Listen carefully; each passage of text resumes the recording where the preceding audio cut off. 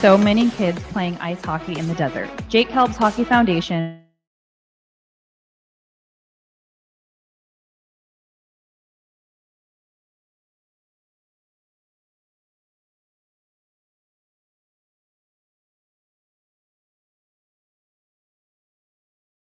and the Las Vegas Ice Warriors, where every kid gets a shot at the starting line. Just a reminder, our website is www.hockeyforkids.org.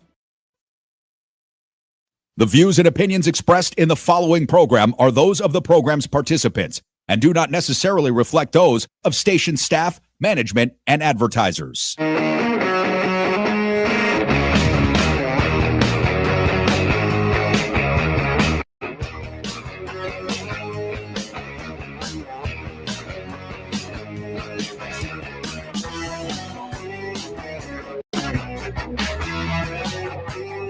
All right, what's going on, everybody? Happy Monday. Hope everybody had a great Thanksgiving holiday. I know I did. It's good to see everybody. Good to be back out, throwing myself out there on the radio every day. It's been 4 days, a nice little 4-day weekend, kind of getting away. But, I never really truly get away from the news, obviously, and there's a lot to talk about today. Ron Filipkowski is going to be joining us here momentarily. The big news, of course, of the day is that the White House press secretary pretty much admitted that the Trump administration has committed war crimes when it comes to the murders of these boats, these people on these boats, and a second strike. So we are going to talk about that, obviously, in detail today, because this is a big deal. And, it's interesting because when we talked about that ad that these 6 Democrat lawmakers put out about not obeying illegal orders, this is exactly what Kelly and others were talking about, because now the person that, at least it appears to me, that they are throwing under the bus is Admiral Bradley. They're saying it's not on Pete Hegseth. They're saying it's not on Donald Trump. It's on Admiral Bradley. This is clear cut when you look at the actual manual and what is considered to be a war crime. This second strike of this boat was executed for one reason and one reason alone.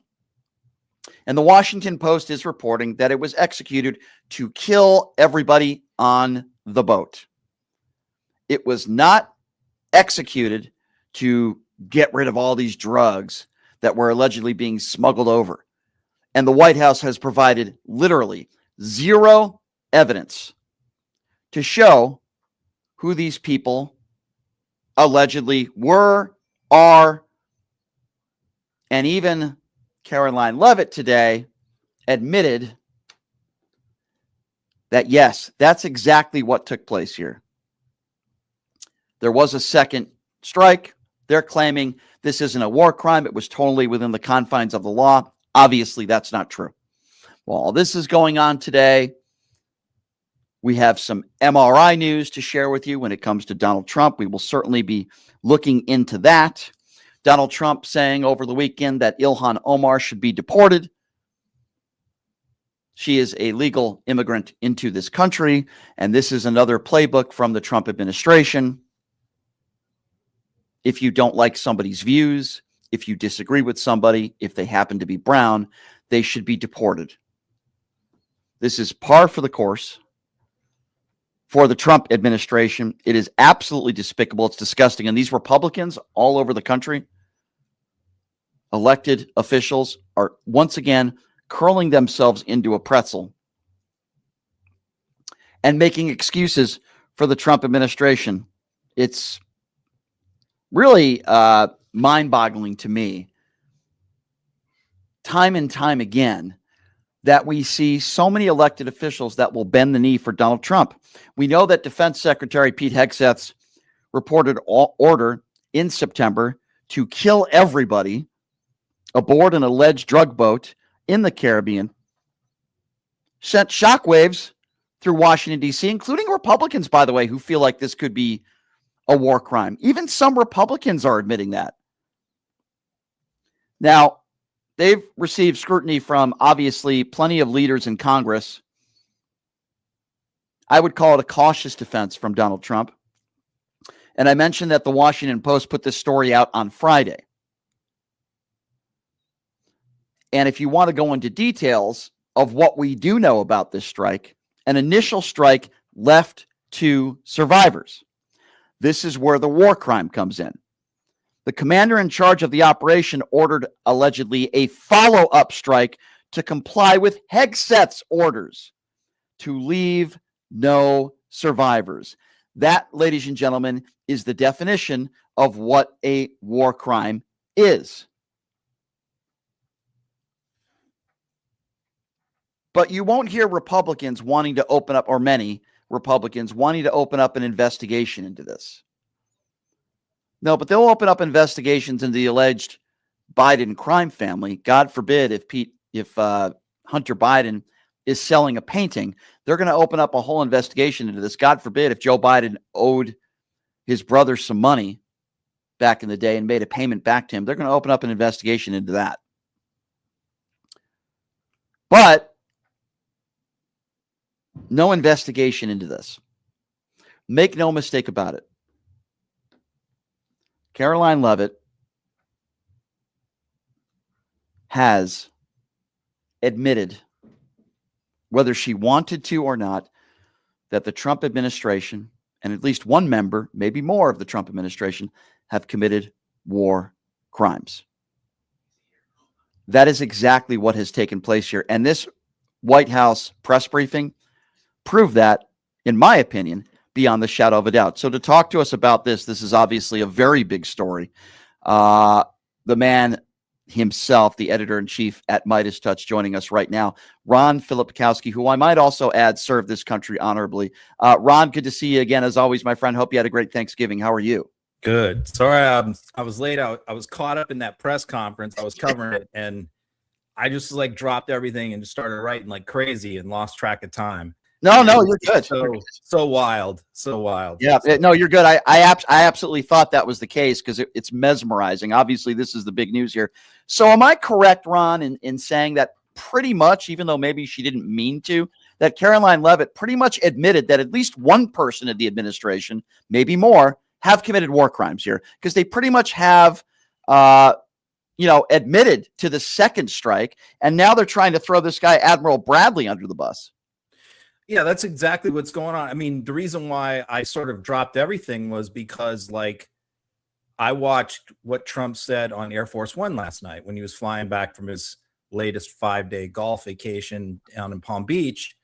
And he was asked point blank about this. And he said, he denied it. He denied that this happened. He said, no, I don't agree with that. I don't think a second strike happened. I talked to Hegseth. He denied it. He said that he didn't order that. And so I thought, she was going to come out today and give some kind of statement, sort of trying to deny that this happened. But instead, she said not only did it happen, but then she mentioned it was Admiral Bradley specifically who gave the order. So he seems to be being set up right now as the fall guy, and said that Hegseth did not give the order and didn't know anything about it. So I mean, this is perfectly illustrates what we have been saying about this. You can't follow illegal orders, because if you do and something bad happens, this administration is going to sell you out. They are going to throw you under the bus. They are not going to take responsibility for any of this. They are going to blame the military commanders on the ground or in the water, whichever the case may be. And isn't this what Senator Kelly and others were warning people of?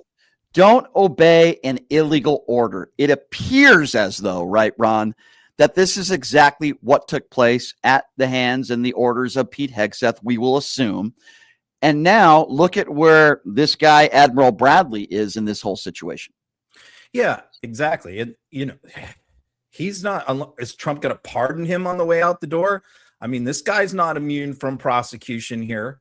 I don't know much about him. I don't know if he's going to have anything to say about this. We do know that his predecessor resigned in protest. Obviously, his predecessor resigned, by the way, I think the day after this happened or the day before, right around the exact same day, the other admiral resigned. So who was like the chief legal head of the JAG people. So something very suspicious and fishy is going on here. And the tired talking points of the Republicans. I mean, the only thing that the Republicans can come back at you with is you're defending drug traffickers. We're not defending drug. First of all, we don't know anything about these people. The people who are saying that don't know anything. I would say to every single one of them, how do you know that those two people in the water were drug traffickers? Oh, Pete Hegseth says they are. That's all you know. You don't know anything else. You don't know if they're mules. You don't know if one of them is the mules, meaning like somebody who's just paid to like bring something from point A to point B, and they're low-level people. It could be somebody's brother, could be somebody entirely innocent. But all of that's besides the point. Even if they are moving cocaine, and none of this is fentanyl coming to the United States like Trump lies and says, this is cocaine going to Europe, primarily through the Caribbean. If somebody is involved in moving cocaine, we don't summarily execute them without a trial. That's the point. We're not defending drug traffickers. And by the way, Trump has pardoned multiple drug traffickers. I want to ask you about that. More than one. I want to ask you about that. Let's talk about the president of Honduras, because Trump has been asked about this.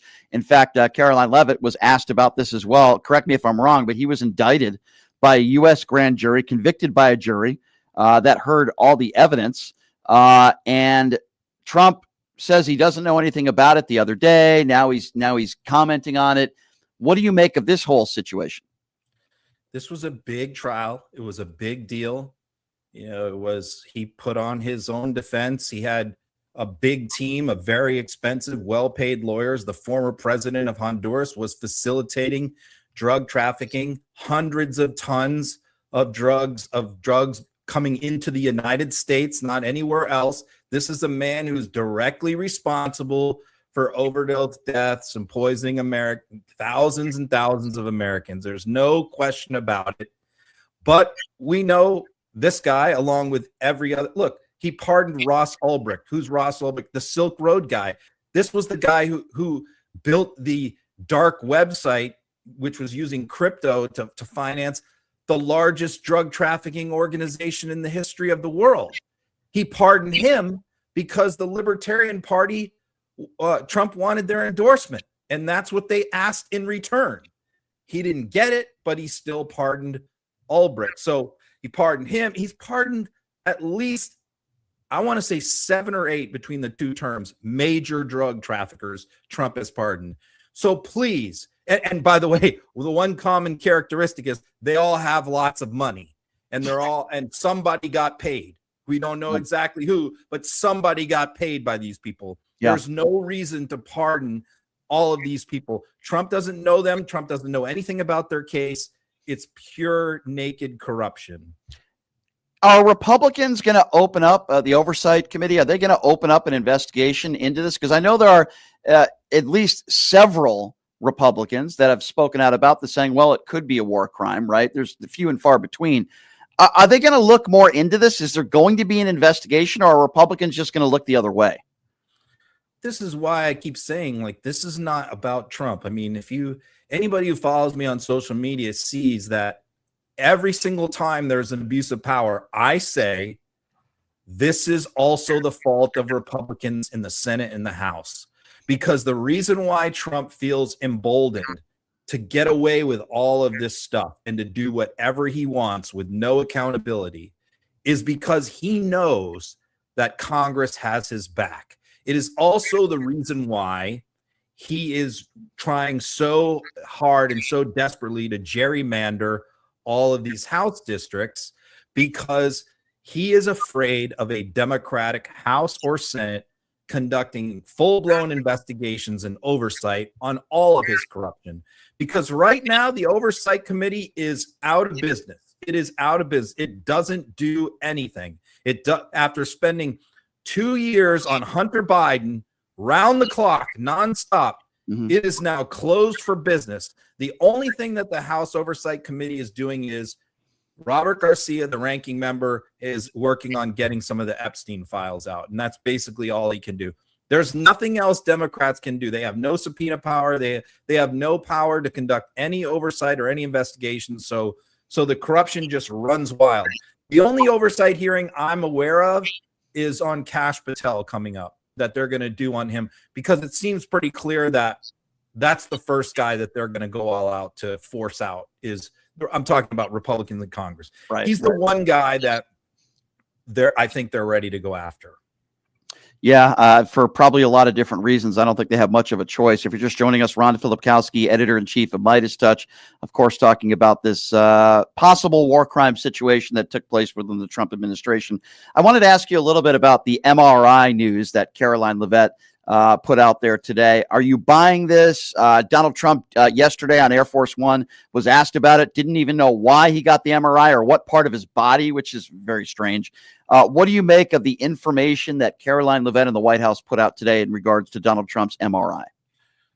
So they won't release the records. Obviously, Trump promised to release the MRI. That has not been done. Apparently, they're going to just substitute a letter from his doctor. We've seen these doctor's notes in the past that Trump has produced on various things that are always very brief and lack a lot of detail. They are not going to bring the doctor out to answer questions at a press conference as they did in the past with Ronnie Jackson.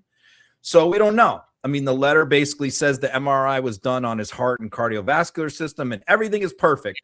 He's an 88-year-old guy who has lived off McDonald's cheeseburgers and Kentucky Fried Chicken his entire life. But apparently, according to his doctor, he has the heart and a cardiovascular system of like a 25-year-old Olympic athlete, which is the same as every other medical doctor report that has ever been put out about Trump. Yeah, it's.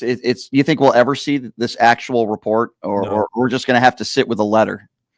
No. And by the way, like, it's not even his physical ability, although there's plenty wrong with him. We can all see what's wrong with him physically. Right. I mean, he's dragging his leg all the time. He constantly misses up words and forgets things. But the problem is cognitive. That's and the letter that was put out by his doctor does not address any of his cognitive abilities. And it just talks about his cardio. So the big question is, was the MRI done? Because MRIs are done for dementia, for Alzheimer's. Was it done for that reason? And we know his father had those things, had Alzheimer's. Mm-hmm. Or is this some kind of smokescreen that they're just claiming it was about the cardio? And I'm not trying to go full Blueing on or anything, but they just need to release the reports, and they refuse to do it. And why would they refuse to do it? Because something in there might raise some concerns about Donald Trump's health. That's my personal opinion, but I tend to agree with you. On a lighter note, your favorite topic, talking about Nancy Mace. I saw that Nancy Mace's campaign consultant just recently resigned. Can you talk to me a little bit about this? What's this all about? I mean, it's pathetic on his part. It's pathetic on her part. There's no happy winners around in this situation. What we know about Mace is she's gone through multiple staffs, congressional staff. There's a bunch of people.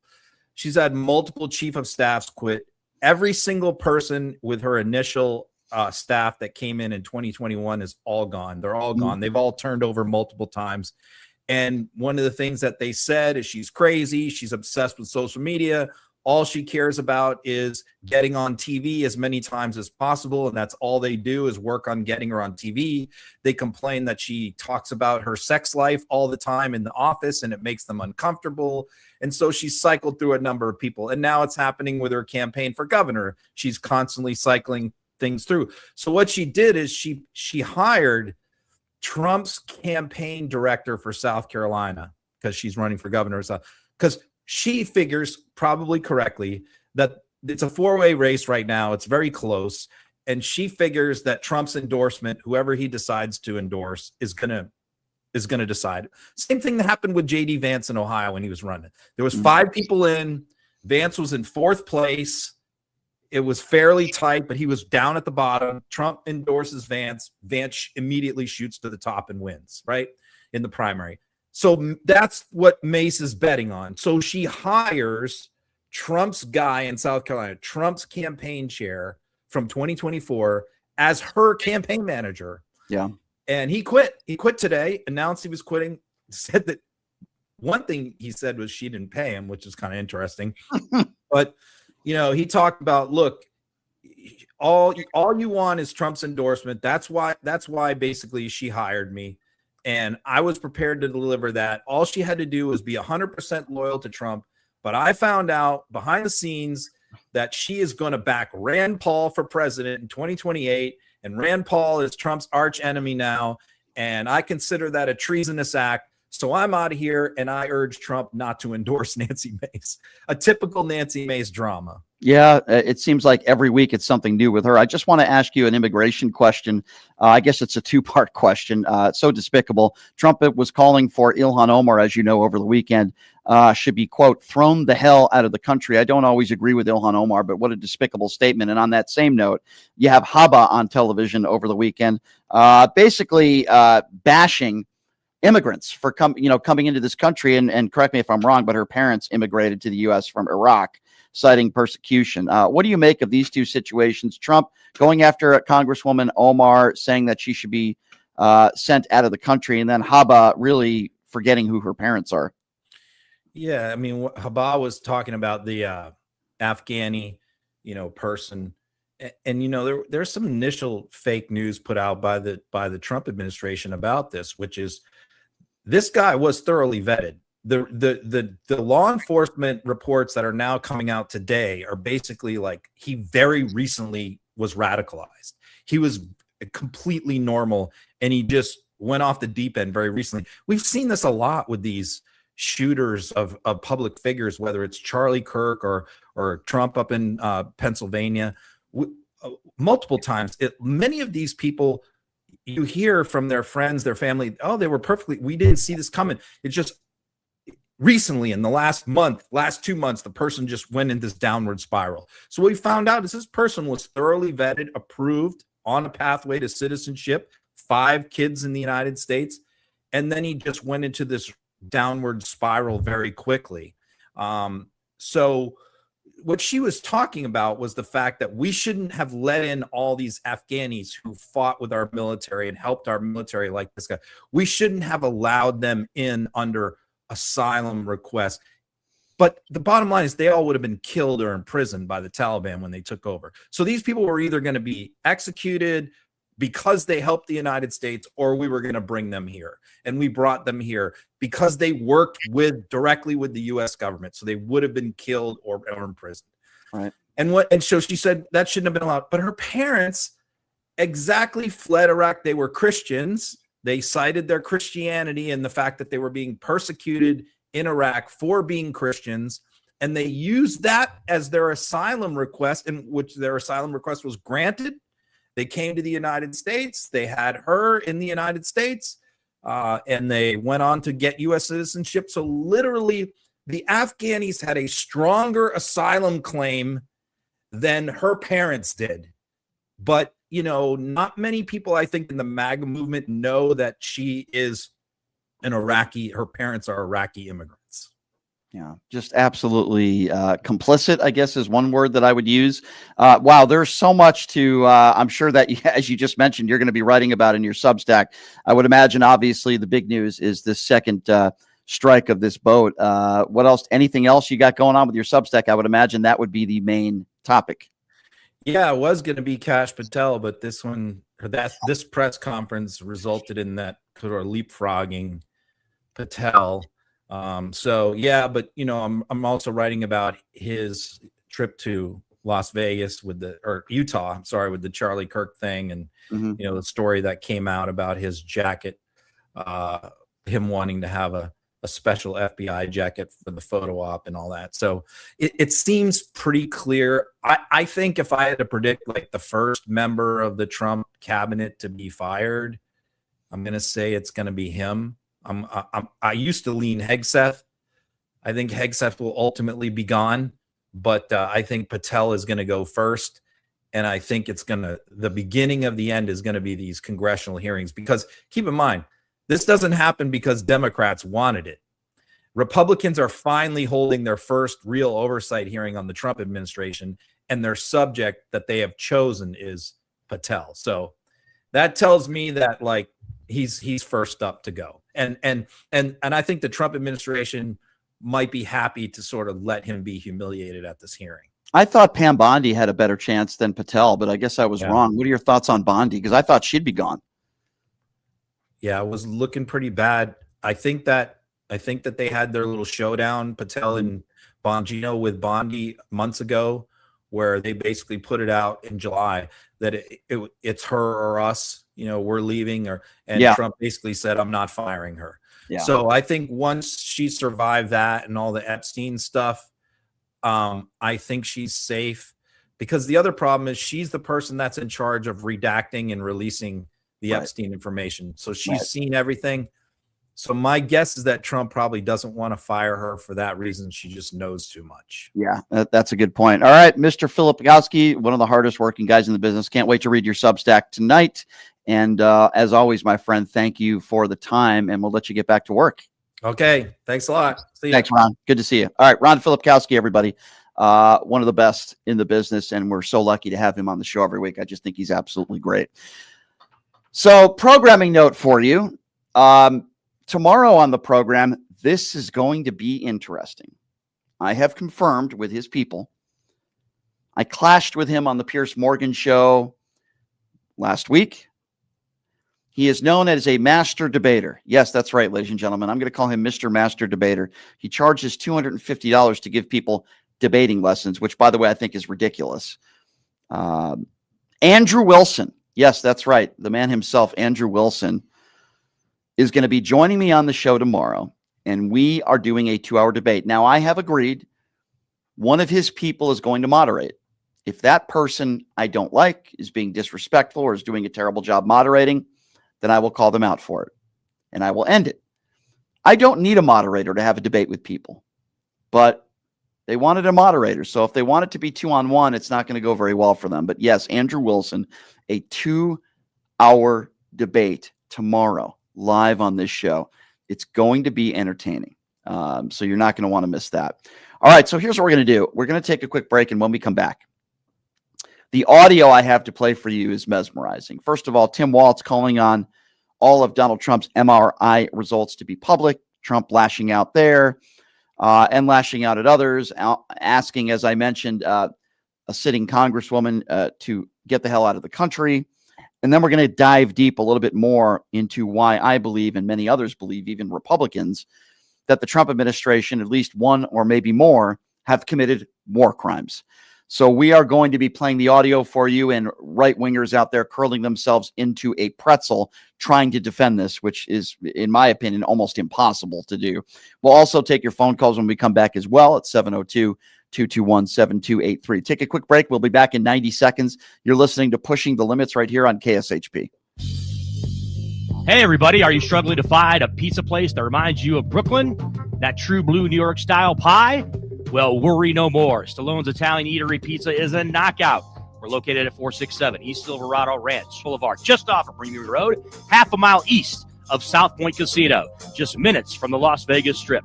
Come by and grab a slice of pie. Plus, check out our Brooklyn-inspired Italian cuisine. Our sandwiches are super.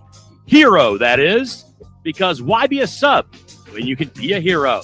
Stallone's Italian Eatery is here to serve you phenomenal food, Vegas. Forget about it.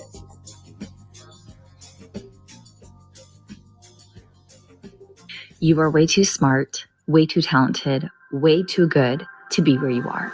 You are meant to be making way more money, feel way hotter in your body, and having way more fun. Hi, I'm Nicole Mitchell, and I'm a life coach. I help you get hotter and richer. If that is what you're looking for, you can find me at NicoleMitchell.com. My name, Nicole, is with a K, NicoleMitchell.com. You can reach out to me on my website or on Instagram, and I will be happy to be in touch and figure out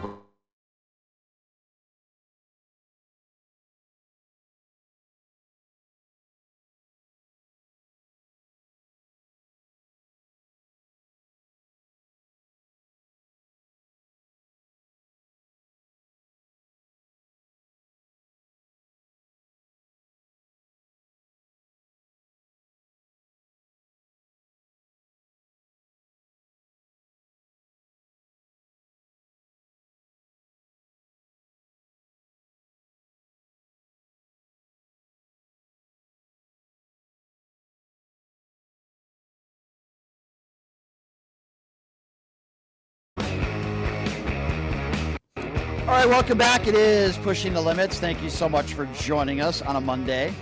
As I mentioned, tomorrow on the program, 2-hour, all-out, duke it out, heated debate. I'm sure it'll be a heated debate.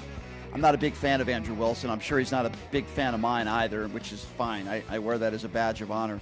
But Andrew has agreed to do a 2-hour debate with me. He charges $250 for his master debating classes. So I'll definitely probably poke the bear with him on that one. But anyway, I'm looking forward to that debate tomorrow. Some great guests lined up for the remainder of the week.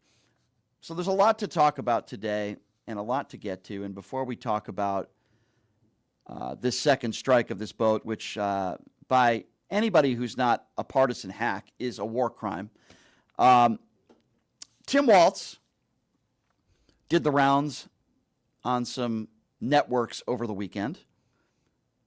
And he's calling for the release of Donald Trump's MRI results. Now, again, Caroline Leavitt did not release the report. All she released was some letter that a doctor wrote, but they're not releasing the actual MRI report. Here is Tim Walz, in his own words, saying that he needs to release the results. Have a listen to this. Governor, let me have you weigh in on this, because part of your initial response to President Trump's post was to call for him to release the results of his MRI. And I want to give you a chance to give our viewers exactly a sense of what you mean. What exactly were you suggesting by that, Governor? Well, here we got a guy on Thanksgiving where we spent time with our families, we ate, we played Yahtzee, we cheered for football or whatever. This guy is apparently in a room ranting about everything else. This is not normal behavior. It is not healthy. And presidents throughout time have released a couple things. They've released their tax returns, not Donald Trump, and they've released their medical records, not Donald Trump. And look, the MRI is one thing, but I think what's most concerning about this is, as your viewers out there are listening, has anyone in the history of the world ever have an MRI assigned to them and have no idea what it was for, as he says? So look, it's clear the president's fading physically. I think the mental capacity, again, ranting, crazily at midnight on Thanksgiving about everything else, there's reasons for us to be concerned. This is a guy that randomly says the airspace over Venezuela is closed. He's ruminating on if you could win a nuclear war. Look, this is a serious position. It's the most powerful position in the world. And we have someone at midnight throwing around slurs that demonize our children. And at the same time, he's not solving any of the problems. So I'm deeply concerned that he is incapable of doing the job. Well, I absolutely agree with everything that Tim Walz just said, and he's right. He was referring to Donald Trump not even knowing anything about his MRI, why they did it. Have a listen to what Trump said on Air Force One. They asked about my MRI. And MRIs are very... Governor Walz asked you to release the MRI records. Will you tell us what it was Governor for? Walz, you mean the incompetent Governor Walz? So if they want to release it, it's okay with me to release it. It's perfect. What were they It's like my phone call where I got impeached. It's absolutely perfect. So if you want to hear about it or if you want to release it, do you want to have it released? Yes, News Nation, failing News Nation. No, sir, we're not failing. News Nation is doing lousy, by the way. But if you want to have it released, I'll release it. Yes, please. Can you tell us what they were looking at? For what, releasing? No. What part of your body was the MRI looking at? I have no idea. It was just an MRI. What part of the body? It wasn't the brain because I took a cognitive test and I aced it. I got a perfect mark, which you would be incapable of doing. Goodbye, everybody. Thank you too. Mr. President. Thank you, Mr. President. Thank you, Did I just hear that correctly? I passed the cognitive test, which you would not have been able to do. He doesn't even know what part of his body and why they conducted the MRI. Is there anybody on earth that believes what he is saying? So absurd. It's so despicable. It's so disgusting. And more proof that he is losing it by the day. This is a playbook that the MAGA supporters seem to do on a daily basis. It doesn't matter whether you're the president of the United States. It doesn't matter whether you're a MAGA supporter that happens to be in Congress or a senator, or whether you're at the water cooler and you wear that MAGA hat proud. Most people, in my opinion, that support Donald Trump attack brown people before anybody else. I have people that I used to call friends in Las Vegas.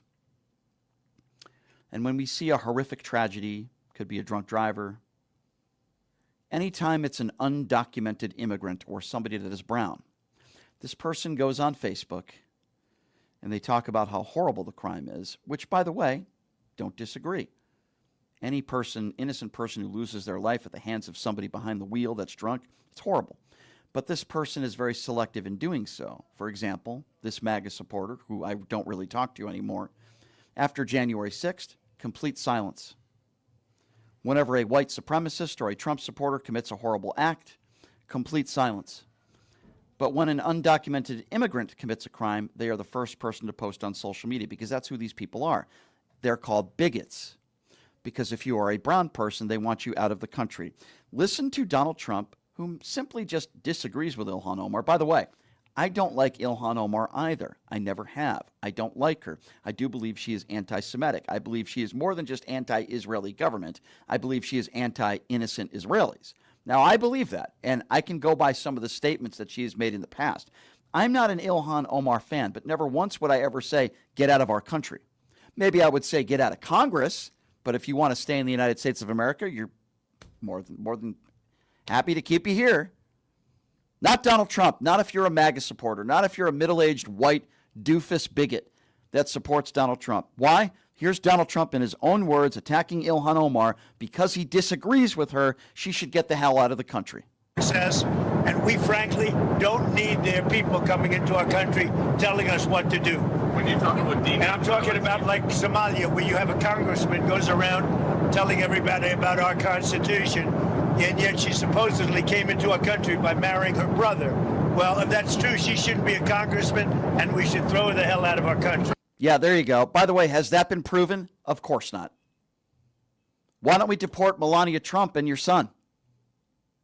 By the way, not just Barron. I think we should deport Donnie Jr. and Eric, also known as Uday and Kusei. Why don't we deport members of your family, since we disagree with you?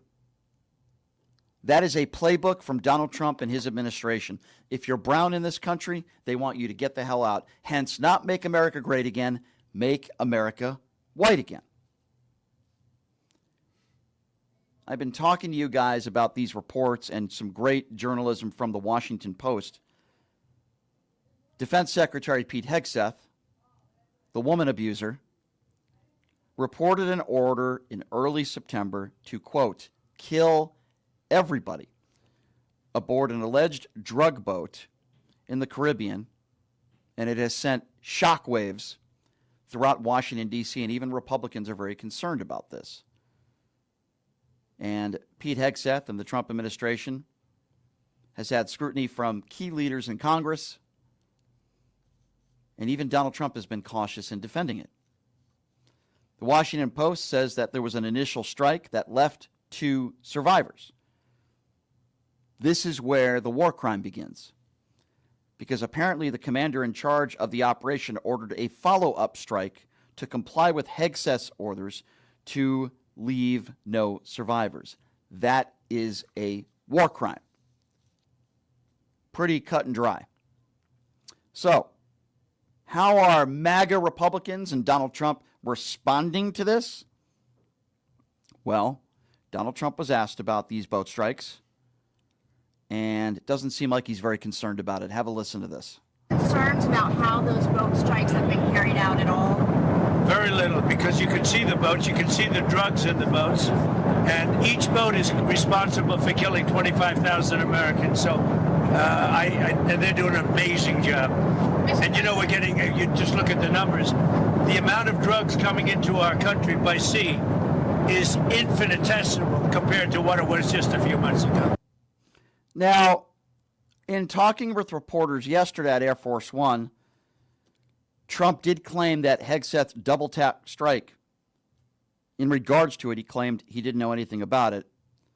And then when asked about the Honduran president, which we will get into, he plays dumb when it comes to that part. And have a listen to this. We talked a little bit about the strikes and the controversy around Secretary events Pete Hegseth. I don't know anything about it. He said he did not say that, and I believe him 100%. You don't know if there was You're talking about the two men? the second strike to kill the Yeah. two men. No, he said he didn't do it. He said he never said Would that. you be okay with that if he did? He said he didn't do it, so I don't have to make that decision. What do you, Mister, you've made so clear how you want to keep drugs out of the U.S. Right. Can you explain more about why you would pardon a notorious drug trafficker? Well, I don't know who you're talking about. Which Juan one? Orlando Hernandez. Well, I was asked by Honduras, many of the people of Honduras, they said it was a Biden setup. I don't mean Biden. Look, Biden didn't know he was alive, but it was the people that surround the Resolute desk, surround Biden when he was there, which was about very little time. And the people of Honduras really thought he was set up and it was a terrible thing. He was the president of the country. And they basically said he was a drug dealer because he was the president of the country. And they said it was a Biden administration setup. And I looked at the facts and I agreed with them. Yeah, there you go. Blaming Joe Biden. Let me just give you guys some facts on this. He was indicted by a U.S. grand jury. He was convicted by a jury that heard all the evidence and legal defenses, and he was sentenced by a U.S. judge. There is no question that there was somebody here who got paid off and had to have received some other major benefits so that Trump could get a huge drug trafficker free. That's exactly what happened here, ladies and gentlemen. That is the proof. Those are the facts. But, you know, there are people that are defending Donald Trump for this pardon, and there are people that are defending this second strike, which is clearly a war crime. I want you to listen to Representative Carlos Jimenez when talking in regards to Pete Hegseth. Have a listen to this. Congressman, there are now growing calls for an oversight hearing and investigation. Your thoughts on this? Look, it just seems all strange to me that you get the Democrats coming out with a video saying, you know, do not follow illegal orders, and then all of a sudden you get this. Apparently, these are anonymous kind of whistleblowers that's saying that something happened here. So, you know, I smell a rat here. I'm pretty sure that the Secretary of Defense had nothing to do with something like that, and it's just a way of you know, distracting from what really happened in D.C. You know, last week, where you had the murder of one National Guardsman and then the wounding of another by you know, an Afghan refugee, and so and I think it's just a distraction. So I'm with the president on this one. I don't believe the reports. I don't believe that Pete Hegseth said that. But going back to what it's all about, this is a strike on we're striking terrorists that are bringing poison into the United States. This poison has killed hundreds of thousands of Americans. And so to me, it's no different than if that was a boat full of Al-Qaeda terrorists heading to the United States, you know, full of bombs. It's actually worse than that, because those drugs can actually kill far more Americans than any drug, any bomb-laden boat can. Yeah. So I'm fine with these strikes on these narco-terrorists.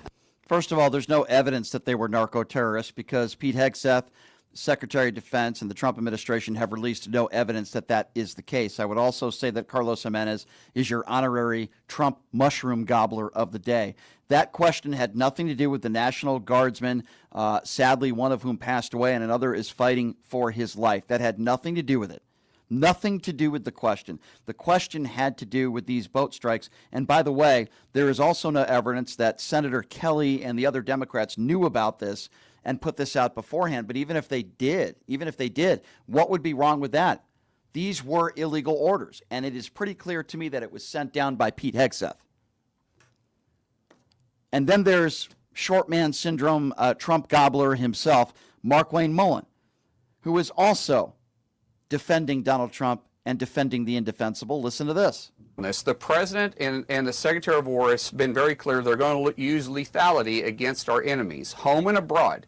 This has been very clear what's going on right now, that the drug organization that is considered a terrorist organization that is flooding our streets with drugs, is killing Americans every single day, they're being proactive on it.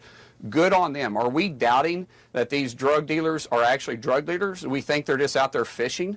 Do we doubt that this is a terrorist organization that's killing thousands and thousands of people on our streets. What are we questioning here? These individuals don't care about the lives of our friends and families. Why do we care if we take them out in international water? It is a war because they've declared war on our streets, and the President and Secretary Hegseth is doing exactly what we should be doing, being proactive against our enemies, and that's what they're doing here. And I applaud them for doing something, because the past administration did absolutely nothing, why thousands of Americans died on our streets.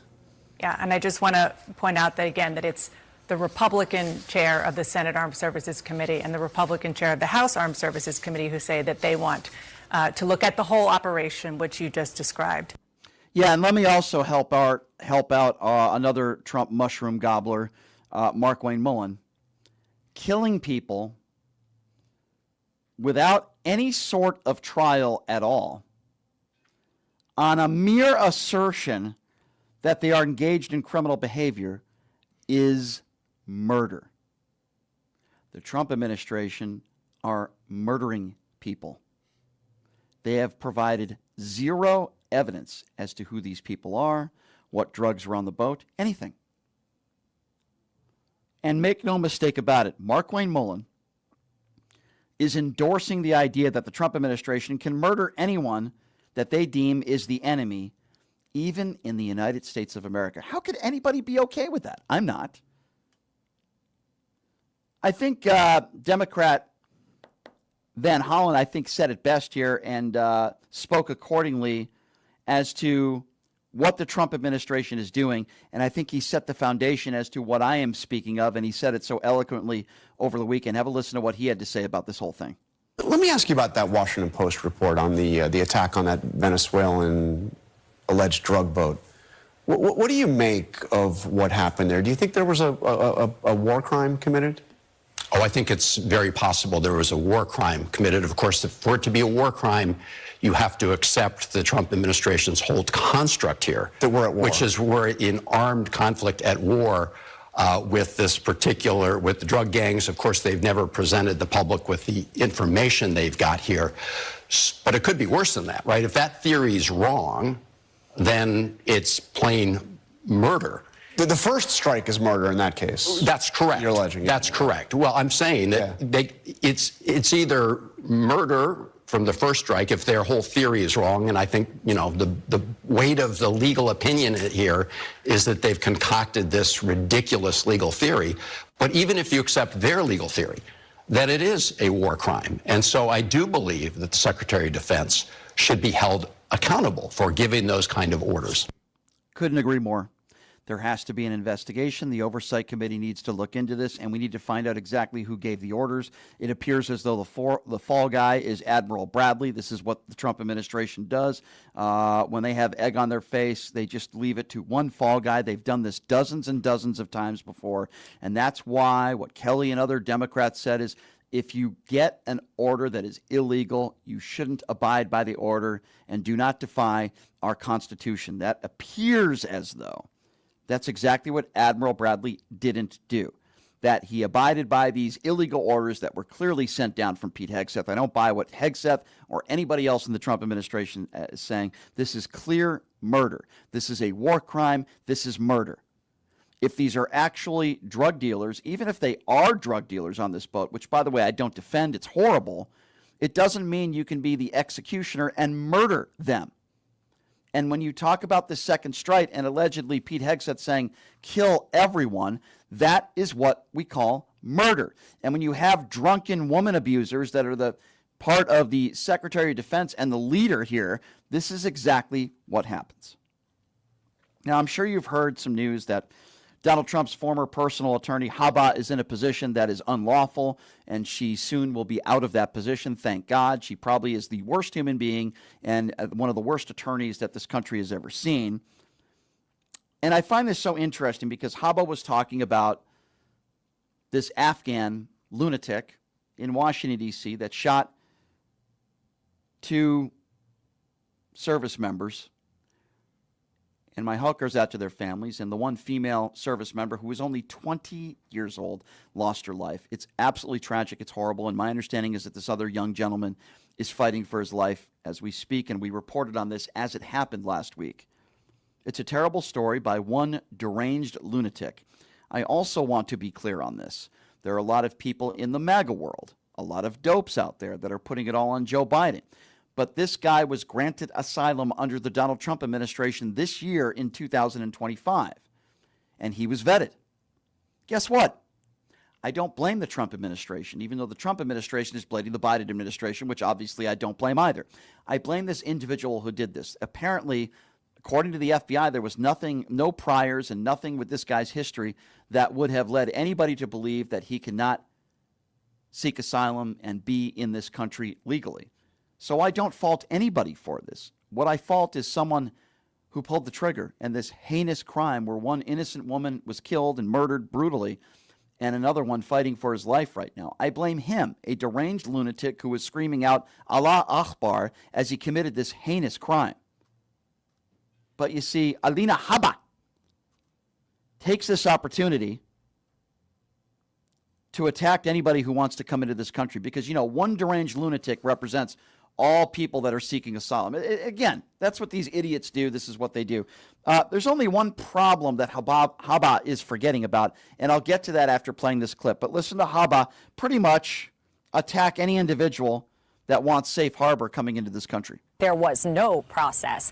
We were allowing open borders. We were allowing criminals to come into our country, and then there were individuals that were saying that this should be a safe harbor, a safe haven. Why? America is America because we protect our own. We don't allow this to happen. So when you say we, I want to be very clear. It is not a we. It is not the Trump administration. It was not Trump 1, and it is most certainly not Trump administration that is currently happening. There was no process. So that is a complete lie. That is not true. There was a process. He abided by the process. It started under the Biden administration, and then the Donald Trump administration granted him asylum this year. But Habba won't talk about that. But Habba is forgetting something. She's forgetting where she came from, where her family came from. Because Alina Habba's parents immigrated to the U.S. from Iraq, citing persecution. So Habba is actually attacking people like her parents. I guess she forgot about that little factoid in there. Again, my heart goes out to the families of the victims here. I do want to open up the phone lines, and there's plenty to talk about today. But I want to start today and ask you all that are going to be calling into this show right now at 702-221-SAVE, 702-221-7283.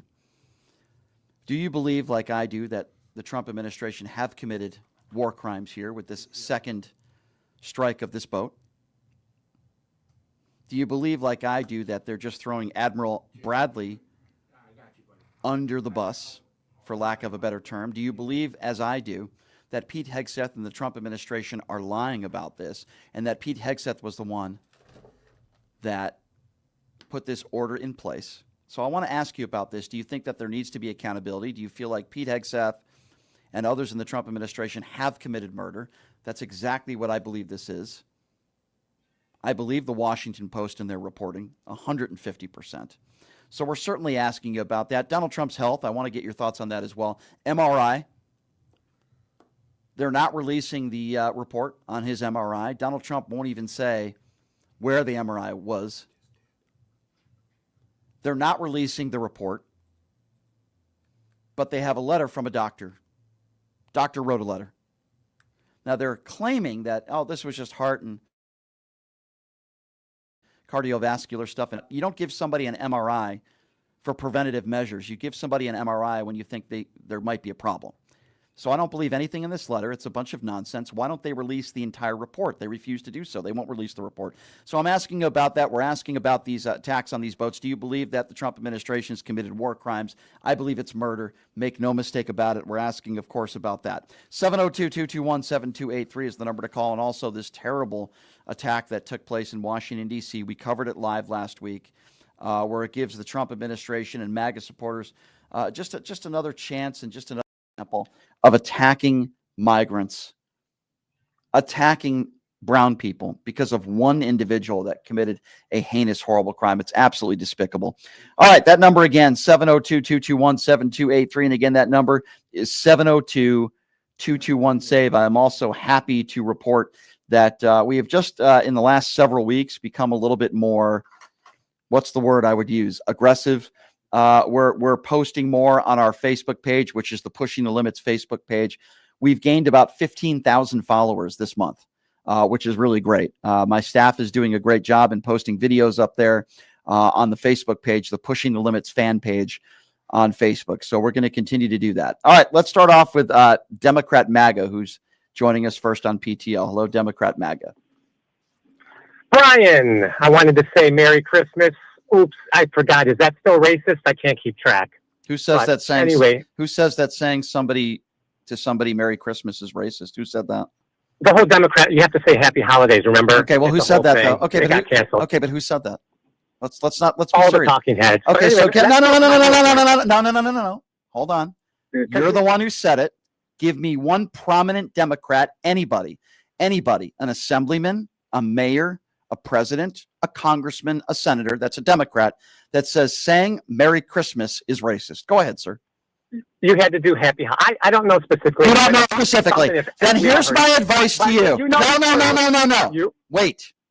My advice to you is don't say something stupid unless you can back it up with somebody who actually said it. Okay, dude? Do you hear where I'm going with that? Do you hear? Yes or no? I asked you a question. But I'm asking you a question. No, I haven't. No, I haven't. You know what? You never did. I asked you where you heard it from. Lying. You're a liar. Name me one prominent Democrat that has ever said saying Merry Christmas is racist. I'm not asking you for a second time now. You name me one. You're the one who made the claim, not me. Name me one. Yeah, okay, I don't have it off the top. Okay, well, you're an idiot then. Okay. No, it's not. I'm not cutting you off. It's not a talking point. You're an idiot. You don't call into a show and claim that the Democrat Party is saying Merry Christmas is racist. And then when I asked you to name one prominent Democrat that has said it, you can't do it. You sound like a fool. So don't call into the show and say something that's not true. You sound like a buffoon. Now go ahead, and I hope you make a better point than the point you tried to make a minute ago. Yeah, so my 2 points are, one, I'll give you both points, and I'll go ahead and let you listen, because I'll never be able to get them out. One. No, you'll be able to get them out. Just don't say something that's not true. Okay. I just love how the fact that Trump's health is now a concern when for 4 years Biden was sharp as a tack. Wait. Okay, let's talk about that. Let's talk about that. Where is your evidence that his health is great? That Trump's health is great? Yeah, you just said his hunky-dory. Did they release the actual records? Did you see them, sir? Well, everyone said that Biden. Let's focus on Trump. I'm not a doctor. You're right. I'm not a doctor. You're right. You just said, let's focus on Trump now, not Biden. Then I'm happy to get to Biden, okay? You just said Donald Trump's health is great, and you're glad it was cleared up. Where is your evidence? Did they release medical records to prove your point that Donald Trump's health is great? Did they release the records? Yes or no? Did they release the records that said his health? Do I stutter? Do I stutter? Yes or no? You just Did made, they say his health sir. Yes or no? Sir. Did they release it? Sir. I asked you for a second. Sir. Did they release anything that said his Did health? I make a claim on this show today that his health was in ruins? Did I do that? No. Let me help you out, sir, and be quiet when I make this. Did. Be You quiet. said Be quiet. Be quiet. You said. Be quiet. Quote, because. Pot him down. Pot him down. You're the one who just called into this show, and you just made the claim that Donald Trump's health is great. If you're going to make a claim like that, you actually have to see medical records. So I need you to focus, sir. Where is your evidence that Donald Trump's health is hunky-dory? Go ahead.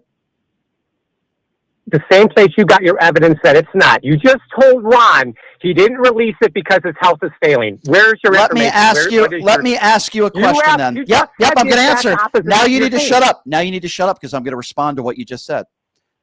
Okay. What do you think Donald Trump's reasoning would be for not releasing his medical records? Go ahead. Give me one logical reason. A lot of people in the world keep their medical. A lot of people in the world. A lot of people in the world are not the president of the United States. Every president in the history of this country has released their medical records. So now I'm going to ask you again. Joe Biden. Now I'm going to ask you again. Okay. Give me anyway, one. Democrat MAGA. I need you to listen. Get the MAGA wax out of your ears and pay attention. You just made the claim that Donald Trump's health is hunky dory. I want to know, number one, where is your evidence, which obviously you've proven you don't have. And number two, give me one logical reason why Donald Trump, if in fact he was in great health, why wouldn't he release his medical records like every other president? Tell me why. Okay, so this test was yesterday, and he said yesterday night, late night, go ahead and release them. So Have they been released? Have they been released? Caroline, hold on. 24 hours. Caroline Leavitt held a press conference today. She knew that she was going to be asked about the MRI. What did they provide? I'll tell you what they provided, and I'll keep you up to speed on the news, because clearly you're not. All they showed was a letter from a doctor. They did not show. Hold on. They didn't release. Is that something? No, that's some evidence. No, a letter is not evidence. Medical records are evidence. Anybody can write a letter. You're saying there's doctors lying? The same doctor that was that said he's sharp as a tack? A letter. Okay, so we can go back to Biden if you would like, sir. But Donald Trump, you're the one who made the claim. Donald Trump is currently the president of the United States. So what we're learning in this second claim that you made is that you have no evidence. Zero. And the point that I am trying to make is that the president has something to hide, just like the president not wanting to release the Epstein files, or the president treating Maxwell to a Club Med facility because the president has something to hide, or the president not wanting to release his tax records, for example, for years.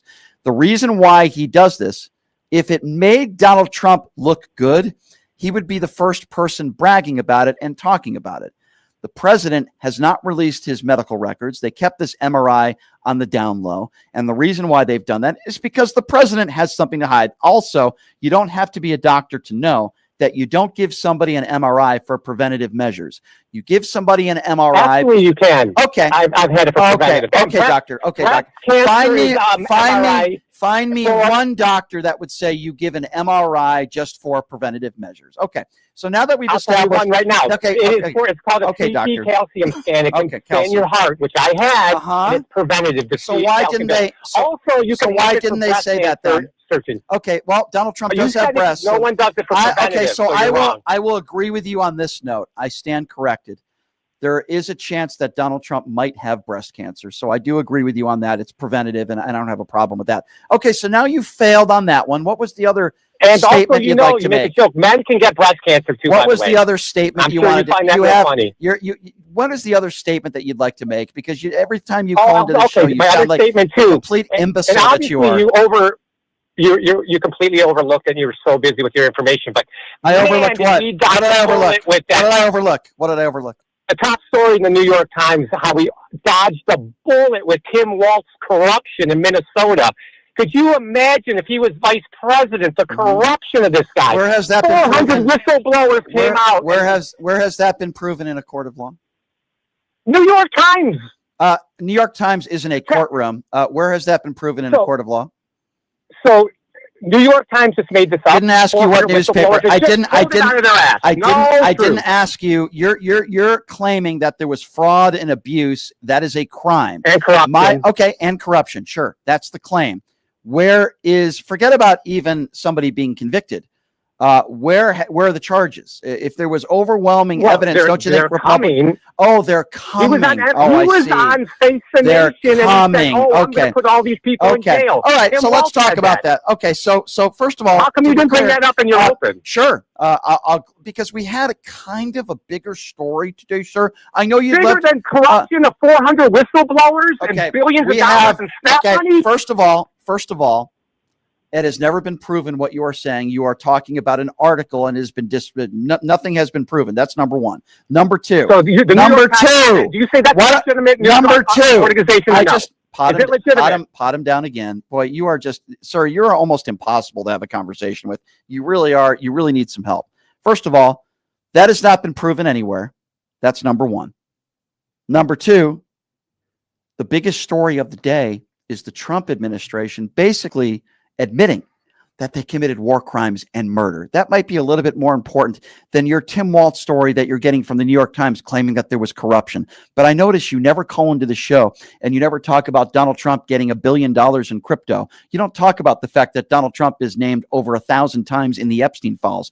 You don't talk about the fact that Maxwell was sent to a Club Med facility, one of the biggest sex traffickers in the history of the world. You don't talk about any of that stuff. No. But you want to talk about Tim Walz because you're a partisan buffoon, and none of that stuff has been proven. None. Zero. The Trump administration today, and Caroline Leavitt admitted that there was a second strike.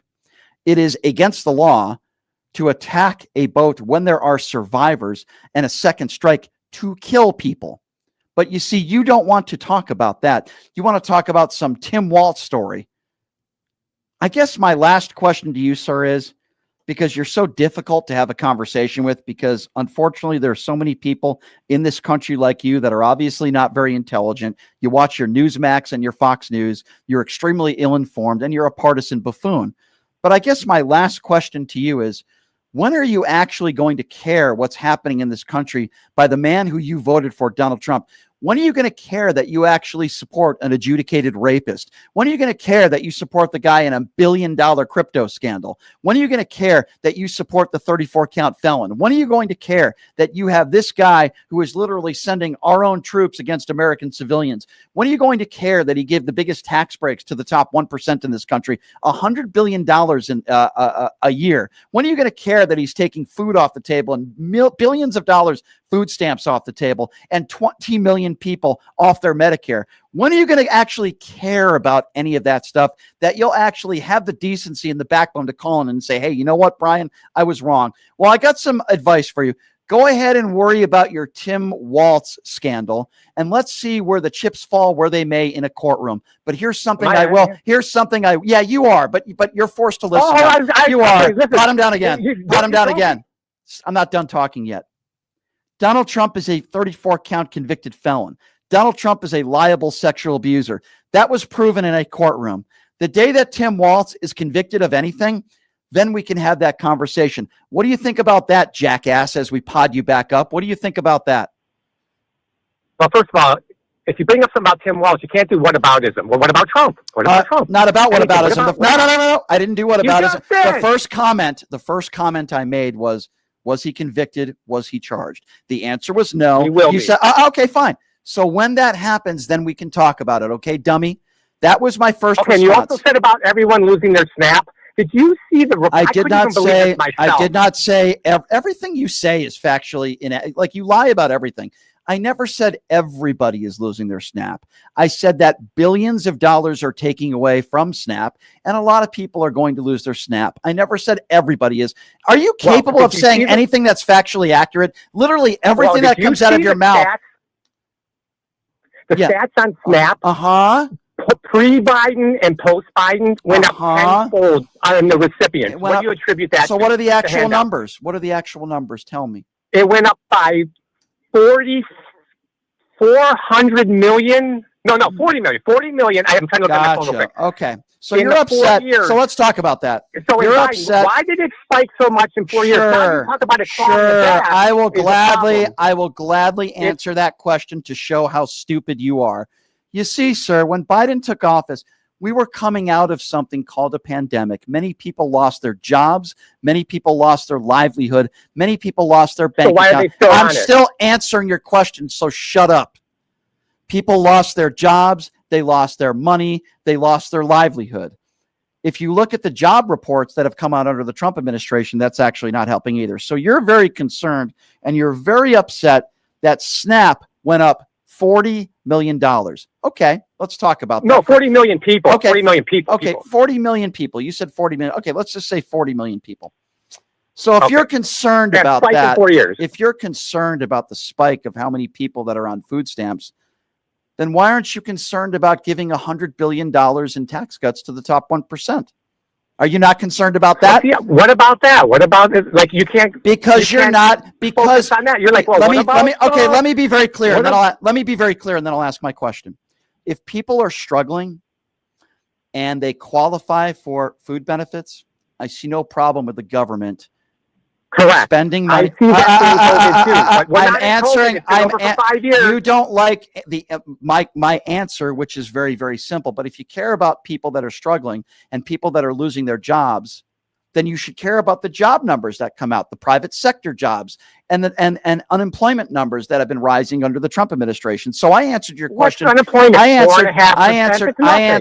answered your question very directly.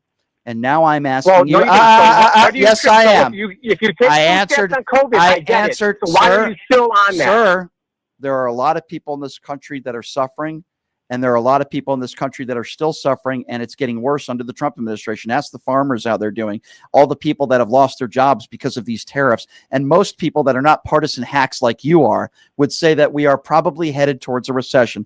Now, you don't like the fact that, excuse me, you don't like the fact that millions of people are on SNAP benefits, and you put out a claim of 40 million people. I don't even know those stats, so I don't believe a word you say. But even if that was true, you know what, sir? Even if that was true, why don't you talk about the biggest tax breaks for the top 1%? If you care about people that are struggling and you care about government wasteful spending, which it sounds like you're trying to make the case for that, then why would you justify Donald Trump giving the biggest tax breaks for the top 1%? Go ahead, answer that, please. Yeah, I'm not for that either. Oh, you're not for that either. But you don't seem to bring that. It is interesting, though. You don't seem to bring that up. You want to bring up allegedly 40 million people more that are now on SNAP. And by the way, there are a lot of different reasons for that. You're obviously not smart enough to understand that. But you don't want to bring up the fact that he gave the biggest tax breaks to the top 1%, and now he's making cuts to SNAP. So many of those people that are struggling, you don't seem to care about. You don't care about Donald Trump cutting SNAP benefits for millions of Americans. Do you have a problem with that? Only if it's fraud. If it's fraud, yes, I have a problem with it. If it's fraud, well, guess what? That's not what the Donald Trump administration is doing.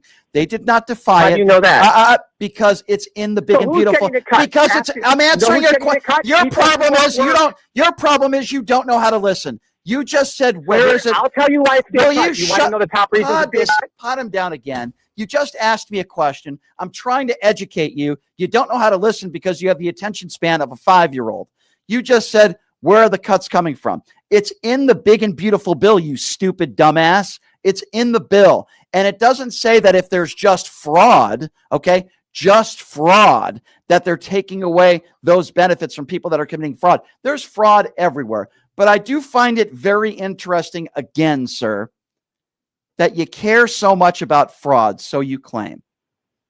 If you care so much about fraud, then why would you vote for Donald Trump? Why would you vote for the guy that takes gifts from terrorists? Why would you vote for the guy that has a $5.5 billion resort that's going to be built on land that support terrorism? If you care so much about like waste you said, and is it fraud, illegal? Is he being convicted of that? Has he been convicted? Yes, actually, he has been convicted. He's a 34-count felon. I didn't say waste and excuse me, sir. Nobody said waste and fraud was illegal. You seem to be very upset. It is illegal, sir. It's illegal, sir. You seem to talk about government waste. Okay, yes, people that are committing fraud that are on health care or food stamps, yes, that is against the law. A very small percentage of those people are. Thank you. But you seem to care so much about wasteful spending. So my question to you is, if you care so much about wasteful spending, then why should be giving the top 1% $100 billion in tax cuts? Why do you never bring that up? Why don't you talk about Donald Trump playing golf at his resorts, which he's been doing for the last 4 or 5 days? Why wouldn't you talk about Kash Patel taking a jet for a booty call? Why wouldn't you talk about Donald Trump going to the Super Bowl and leaving at halftime? If you care so much about wasteful spending and you're so upset that all these people are on food stamps, then why would you vote for your orange-shirt leader who wastes more money than probably anybody that's ever been in office? Why wouldn't you complain about that? I said I don't agree with the tax. No, here's what you did. You didn't say that. You called up talking about Tim Walz. You called up complaining about how many people are on SNAP benefits. And the only reason why you would ever bring up Donald Trump is because I have to ask you. The reason why you don't bring it up is because you're a Trump mushroom gobbler. Have a nice day. 702-221-7283 is the number to call, by the way, if you want to be a part of the conversation. Again, that number is 702-221-7283. I have conversations with Trump supporters every single day. And it usually leads me down that same path. And that is a path of blaming the left for all their problems. That is the path where they're talking about wasteful government spending, but yet they will never criticize Donald Trump for anything. And ladies and gentlemen, I've had it with these people. I really have. I certainly do want to get back to the topic at hand and what we were talking about, which is obviously the Trump administration committing murder. I am not going to sugarcoat this. I am absolutely not going to say anything else other than the fact that this is murder. Now, you might be saying to yourself, well, Brian, doesn't that have to be proven in a court of law? Well, Caroline Leavitt admitted today what they did and that there was a second strike. They said Admiral Bradley is the one that executed this. If you look at law and you look at the actual handbook of how to deal with these sorts of situations, that is a war crime. It's a war crime. Let's go to Brian. Brian is next up on PTL. What's up, Brian? Hello, Brian. You know me, I'm calling from good old Texas. I just, sad that I have to follow this numbskull that just took up half the show. I used to get mad at you for doing that. Like, why does he always just argue with idiots? Why don't he just hang up the phone? But then, as I've been listening to you for over a year now, and I'm enjoying myself, now it's become a constant source of comedy. I actually love it. You know what I'm saying? Because, seriously, since these people don't seem to get it, and these people just don't seem to understand and too stupid to realize you're being owned. You think you know everything when, in fact, you know nothing. My father used to tell me all the time when I was a little boy, he used to tell me, you so smart, you stupid. And that's Democrat MAGA. He thinks he's the smartest guy in the room, when in all actuality, you're a tool. Yeah, you're an idiot. And Brian owns you all day, every day. Keep calling in. Yeah, keep calling in. You're giving us in the chat a very good source of laughter. Yeah, at this point, I think all you can do is laugh. It's really sad who these people are, what they represent, and how ignorant they are and how ill-informed they are, and really how racist they are, too. I mean, I'm just going to go ahead and say it. When you have the president of the United States who's calling on Ilhan Omar to get the hell out of the country, and you see really intelligent people like Mehdi Hassan, by the way, and they tell Mehdi Hassan when they can't win an argument or a debate with him, they say, deport you, denaturalize. It's just, these people are some of the worst people that America has to offer, and that's their argument. They want to make America great again. They want to attack and continue to attack brown people and migrants and people in this country that are hardworking, that want to make a better life for themselves and their families. They want to put the troops up. Make no mistake about it, too, by the way. While I absolutely blame the Afghan individual and the lunatic who committed this horrible attack on two service members in D.C., I also blame Donald Trump, because those service members wouldn't have been there if not for Donald Trump. So make no mistake about it. This isn't the Democrats' fault. It's not the left. It's one lunatic that decided to commit a horrible crime, and Donald Trump that decided to put our troops, in those areas when they shouldn't have been there to begin with. I wanted to get your opinion on something, Brian. As usual, you spot on. But I wanted to get your opinion on something. There was a case out of Ohio that I saw over the weekend. This guy had apparently used the N-word and got into a confrontation or altercation with a city councilman or something, and he says that he won't resign, and he won't do this and he won't do that. My question is, and I already know the answer. I'm going to hang up after I say this, but I'm just curious. If you, as a Republican or a conservative or whoever, because that's who's voting for Donald Trump, the racists are voting for him. If you are so confident in your message and you are so convinced that what you're saying is right and true, then why do you cover up your face? Well, that is a good point that you bring up. Yeah, I appreciate the call, Brian. In regards to all the ICE agents that are covering their faces, they're a bunch of cowards as far as I'm concerned. Most law enforcement that I know of do not cover their face. It's not to protect themselves. It's because many of these people are not ICE agents. Many of these people have no training, and who knows who they are? We don't know who they are. They're hiding who they are. The same reason why Donald Trump is hiding the Epstein files. The same reason why Donald Trump is hiding his medical MRI reports. The same reason why Donald Trump hid his taxes. They are cowards, and they don't want you to know who they really are. But we know who Donald Trump truly is, and we know who these ICE agents are as well. Thank you for the call, my friend. 702-221-SAVE. Again, that number to call if you want to be a part of the conversation is 702-221-7283. Let's go to Debbie. Debbie is next up on PTL. What's up, Debbie? Thank you for the call. Debbie, go right ahead. Debbie, there is a radio delay, so you have to be ready to go here. Debbie, are you there? All right, I'm ready. Yes. Okay, lower your radio for me, please. All right, you got it. Thank you. Good afternoon, Brian. Hi, Debbie. What's on your mind today? I am. Thank you so much for handling that MAGA. Perfect. I always get a lot of joy and pleasure listening to this every day. I did not vote for Donald Trump, so I'm not a MAGA. Okay. Unfortunately, I do have brothers that are diehard MAGAs, and at the moment, they are not speaking to anybody in the family because of this, which is really sad. But I just wanted to let you know that I love how you handle him, and thank you so much, and I love your show. Well, thank you, my dear. That means a lot, and I appreciate your call. Thank you so much. 702-221-SAVE. Of course, MAG is always welcome to call into this show, of course. 702-221-7283. Let's go to Herb. Herb is next up on PTL. Hello, Herb. Hey, Brian, how you doing? How was your Thanksgiving, Herb? Man, it was really good, man. Really nice with the family. And how was yours? Not too bad. I can't complain. I was with family as well, and it was nice to get away from the news for a couple days. That's the greatest thing in the world, man, to be with family during the holidays. Well, that's something we will definitely agree with. It's nice. Okay, isn't it so pleasant to start off a conversation with something that we both 100% agree on, Herb? It I feel really like there's is. love It in the really room. Herb, there's love in the room today. What can I say? It is. I like that. But listen, let me ask you this. Has crime gone down in Washington, D.C. since I'm sorry, has who? Trump put in the National Guard? I didn't hear what you said. Is who go? Say that again.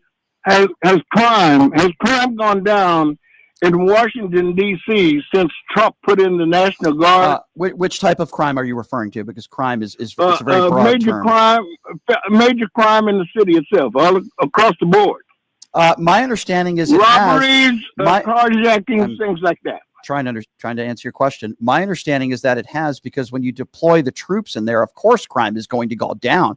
But then when the troops leave, I can guarantee you crime is going to go back up. That's what pretty much every single person within law enforcement would tell you, that, of course, if you deploy troops into a city, crime is going to immediately go down, but it's not a long-term answer. It's a Band-Aid on a wound. So I guarantee you a year from now, when the troops are not in Washington, D.C., crime will go back to where it was before they got there. Virtually every law enforcement person and professional in the field has said that. I'm not just making that up out of thin air. Interviews that they've done. So to answer your question, yes, but that's not a long-term thing. So I'm trying to understand why you would ask that. Well, the reason why I'd ask it is because you're blaming Trump for the murder. I partially do. Yeah, because they shouldn't have been there. Okay. Yep, they shouldn't have been there. You know why I say that, Herb? But the fact that I'll tell you, Herb, why I say that. Okay, because I don't just say things. As you know, I come up with reasoning behind it. The mayor there and local law enforcement said it was not needed. Now, I'm going to take their word for it. You can't just deploy the National Guard into every single city in this country, right? He did it in Washington, D.C. He doesn't get along with, by the way, a brown mayor. I'm shocked, because he wanted to do the same thing in Baltimore. He's done the same thing in Chicago, so on and so forth. All I'm simply saying, Herb, is it's not a long-term solution. And when we talk about crime, we could be talking about gun control or you name it. Let me give you an example, Herb, of what I'm talking about, okay? Let me give you a quick example. Let's just say you have a street that people are going 120 miles an hour on that street, and they're speeding, and there have been deaths because of it, right? Horrible. So what local law enforcement decides to do is, for a few months, they have more police presence there, and speeding goes down for a couple months. After police leave, you're gonna run into the same problem you had. That's the only point that I'm trying to make to you. This is not a long-term solution. Now, why do I say Trump was partially, Herb, responsible? Because those troops shouldn't have been there to begin with. That's why. Now, I start by blaming the person who obviously pulled the trigger. We both agree it's a horrible, heinous crime. It's terrible. As I've said over and over again, it's horrible. And I hope this person gets the electric chair. I really do. I'm okay with capital punishment, especially for a situation like this. So does that make sense, or do you disagree with anything that I said? Yeah, it does make sense to a point. However, the fact that how many lives have been saved over the last couple of months that he's had the National Guard there, and people haven't been murdered, haven't been shot and killed and robbed on the streets and carjacked and things like that. He saved lives just in that alone. So here comes some. Why don't you say that? Why don't you say that to the 20-year-old who was killed? Let me say it to the who? Say that to the 20-year-old service member who was brutally murdered. Tell that to her family. Right, but no doubt about it. It's sad that she was shot. It is, isn't it? No doubt about it. I agree with that. But at the same time, lives have been saved in the city as a result of the National Guard's presence. If the National Guard was brought into any city, crime would go down, and then it would go back up after they left town. That is the point that I'm trying to bring up to you. That is not a reasoning for bringing in the National Guard. That would be like saying, well, we have 50 armed officers in a school. There have been no shootings in that school. Does that mean we put 50 armed security guards in every school in the country? No, it's not plausible. It's not possible. So I disagree with your premise of what you're saying. It makes absolutely no sense to me. And crime is going to go back to where it was before once troops leave Washington, D.C. So it makes absolutely no sense. And it's not an excuse to call in the National Guard to attack our own civilians. And by the way, most of the crimes that they have arrested people on are crimes, all the misdemeanors, by the way. They are not violent crimes. So I would have to look at the actual statistics and see, but I can tell you that I saw the statistics of the overwhelming amount of arrests that have been made in Washington, D.C. since he called out the troops there. They have been misdemeanors like jaywalking. So no, I don't think that Donald Trump is saving lives, sir. In fact, I think it's the opposite. And when 20 million, and by the way, I would like to agree. I hope that we can both agree. We both don't want innocent people to die. So if you're with me on that, then maybe 20 million people shouldn't be losing their Medicaid coverage. Maybe children shouldn't be starving. Maybe it's not a good idea for people that are dying to have to pay enormous amounts of money for prescription medication, which Donald Trump has not helped. In fact, hurt. He claims 1,500%, and we've had those conversations as well. But if you care about people's lives, Herb, and I hope you do, then why would you be okay with Trump's policies? Like that's what I don't understand. You're good at switching the subject. I'm not switching the subject at all. We're talking about innocent lives laws. Here's the thing about you, Brian. I've listened to you for so long that I've gotten to the place now where I know your tactics and your techniques on how you telling the truth. Yeah, I'm very good at that. Wait a minute, Brian. Listen. You beg for MAGA people and never beg for anybody to call in. I have 200. Never beg for anybody to call in. Never beg for anybody to call in. I have 200,000 listeners a day, and I'm very grateful for that. And I don't beg. Okay, Herb, I'm begging for this call to end. Oh, okay. Well, no problem. I can hang up. There's no problem. Beg. I'm on my knees. Should I go on my knees right now and beg like you're on your knees every day for Donald Trump? Herb, I'm begging for this call to end, Herb. I'm begging. I'm begging. Off so good, Brian, and now Can I ask you a serious question? Herb, can I ask you? Herb, can I ask you? I'm begging. Can I ask you an honest question, Herb? For the holidays. For the holidays. I know you want an argument on it. I want an honest question, please. What is it like? What does it feel like to be a Trump mushroom gobbler 24/7? Be honest. What does that feel like? You can call me. It's a question. I'm not calling you a name. I'm asking you. What is it like? No, I'm asking you. What is it like? I'm going to tell you. What is it like? Okay, Brian, stop talking and I'll tell you. It's amazing how, you'll find something to argue about, because that's what You're not answering my question. You're not answering my question. You know, it feels good. It feels good. Very Okay, thank comfortable you. in my So skin, performing and I feel fellatio. good to be All a right. Trump supporter. All right, good. So performing fellatio on Donald Trump every day feels good to you. Hey, to each their own. To each their own, Herb. I mean, performing sexual acts on an adjudicated rapist is something that I guess, Herb, I guess it's a fetish for you. I don't know. So are you suggesting that I'm a homosexual? No, I'm suggesting that you're a Trump mushroom gobbler. There's a difference. I don't think it's funny, actually. I think it's pathetic. I think it's funny. I think that you're funny, Brian. You beg for conservatives and don't beg for anybody to call in. Never begged for anything in my life. I'm begging. I'm begging for this phone call to end.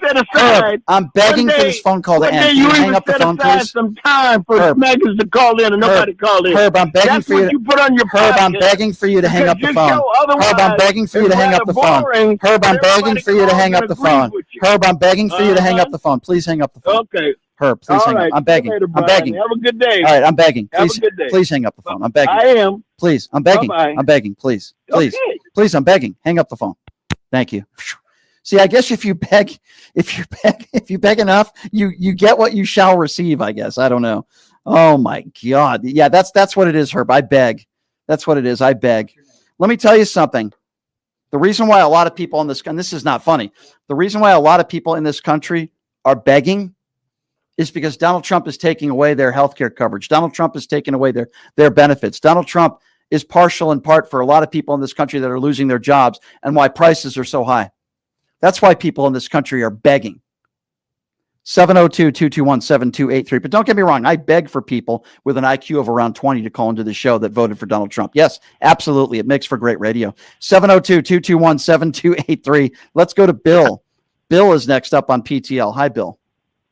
Hey, how you doing? Good. Finally get to talk to somebody that's got a sense of brain, a little brain.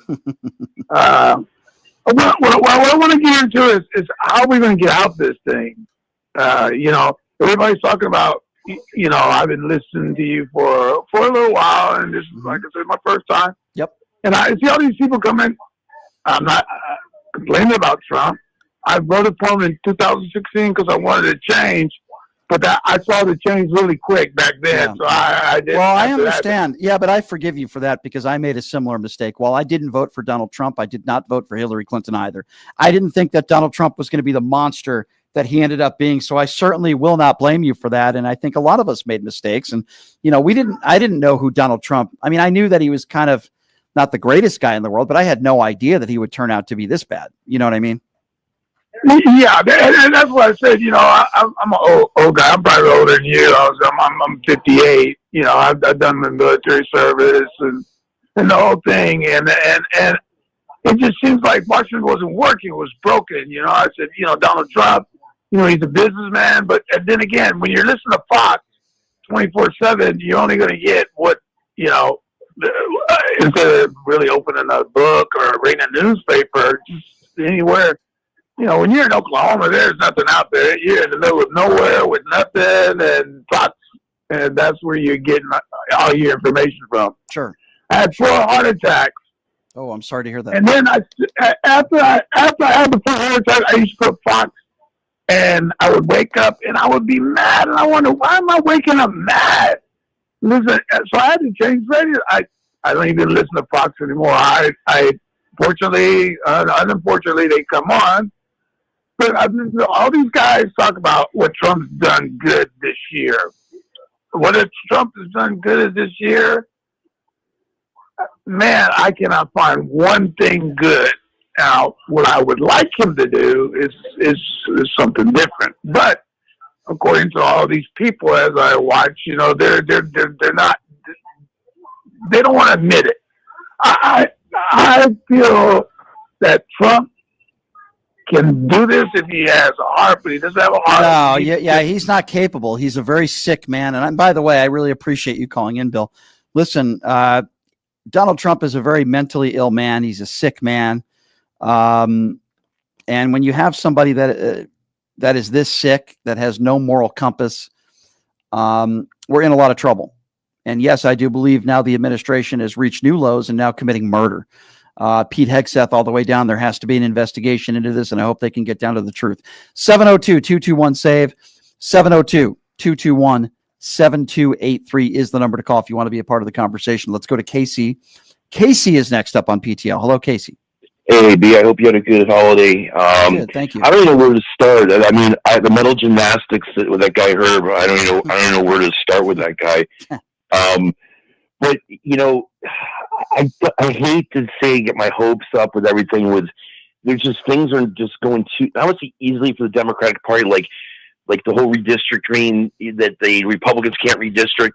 I can't remember what state it was. Was it Texas or something? They got turned down because he called somebody a retard, and I guess the senator says, you know, he put a stop to redoing the districting, and then, you know, not only Margie Taylor Greene stepping down, now we're hearing about maybe 4 other Republicans are going to step down. So it looks like we're going to have the majority before the midterms. And it's like, I just feel that it's another winning lottery ticket the Democrats have, and they're on the goal line and they fumble the ball. Like, it's just, I'm hoping, because, you know, this thing with, I hear they're getting impeachments ready, which is great, but the bottom line is that Trump still has the Supreme Court in his back pocket.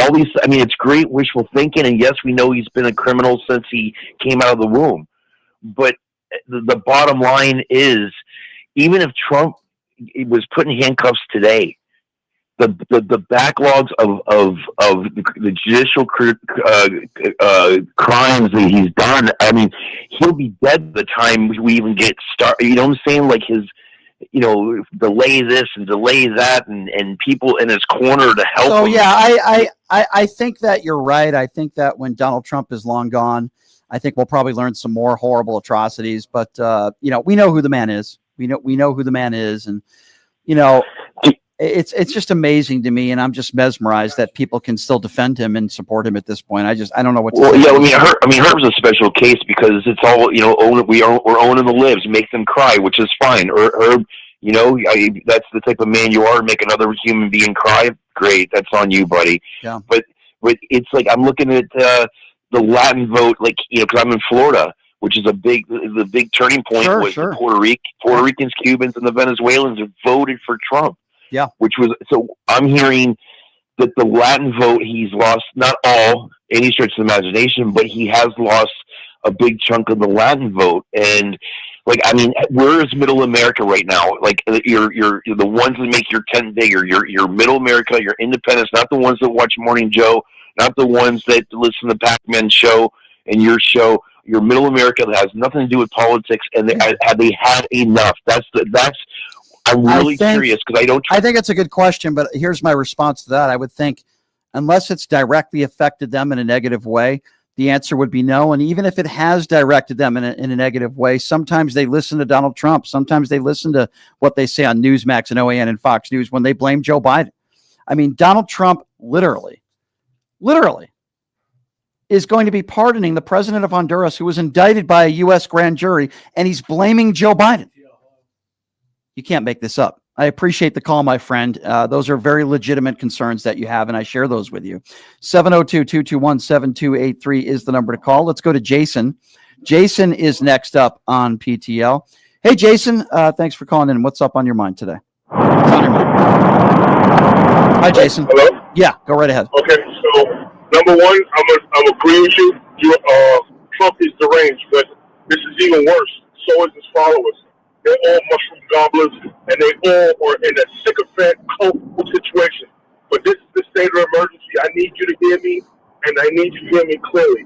Now, you have put me on with Adam Mockler. That's his name, right? Adam Mockler? Yeah. Okay. So, over this weekend, matter of fact, yesterday, I was on his podcast watching, and he had a guest on.